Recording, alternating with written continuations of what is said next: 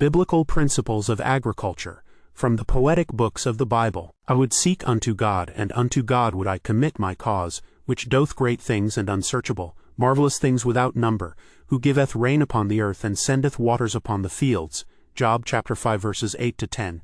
Thou madest him to have dominion over the works of thy hands, thou hast put all things under his feet, all sheep and oxen, yea, and the beasts of the field, fowl of the air, and the fish of the sea, and whatsoever passeth through the paths of the seas.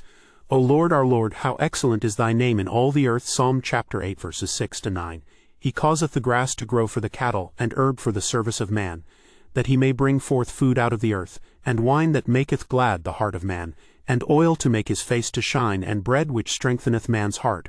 Psalm chapter 104 verses 14-15. He turneth the wilderness into a standing water, and dry ground into water springs. And there he maketh the hungry to dwell, that they may prepare a city for habitation, and sow the fields and plant vineyards, which may yield fruits of increase. He blesseth them also, so that they are multiplied greatly, and suffereth not their cattle to decrease. Psalm chapter 107 verses 35-38. Go to the ant, thou sluggard, consider her ways and be wise, which having no guide, overseer, or ruler, provideth her meat in the summer and gathereth her food in the harvest. Proverbs chapter 6 verses 6-8. He that gathereth in summer is a wise son, but he that sleepeth in harvest is a son that causeth shame. Proverbs chapter 10 verse 5.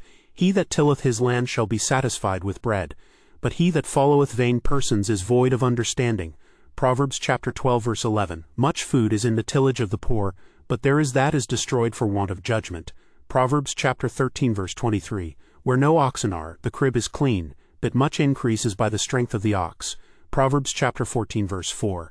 The sluggard will not plow by reason of the cold, therefore shall he beg in harvest and have nothing. Proverbs chapter 20 verse 4. I went by the field of the slothful, and by the vineyard of the man void of understanding.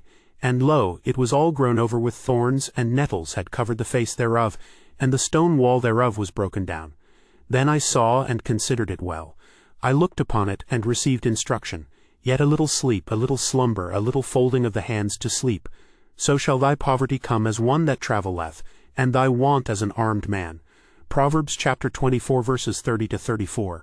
Be thou diligent to know the state of thy flocks, and look well to thy herds. For riches are gnawed for ever, and doth the crown endure to every generation. The hay appeareth, and the tender grass sheweth itself, and herbs of the mountains are gathered. The lambs are for thy clothing, and the goats are the price of the field. And thou shalt have goat's milk enough for thy food, for the food of thy household, and for the maintenance for thy maidens. Proverbs chapter 27 verses 23-27. He that tilleth his land shall have plenty of bread, but he that followeth after vain persons shall have poverty enough. Proverbs chapter 28 verse 19. She considereth a field and buyeth it. With the fruit of her hands she planteth a vineyard. Proverbs chapter 31 verse 16. Moreover the profit of the earth is for all. The king himself is served by the field. Ecclesiastes chapter 5 verse 9. All the labor of man is for his mouth, and yet the appetite is not filled. Ecclesiastes chapter 6 verse 7. He that observeth the wind shall not sow, and he that regardeth the clouds shall not reap. In the morning sow thy seed, and in the evening withhold not thine hand. For thou knowest not whether shall prosper either this or that, or whether they both shall be alike good. Ecclesiastes chapter 11 verses 4-6.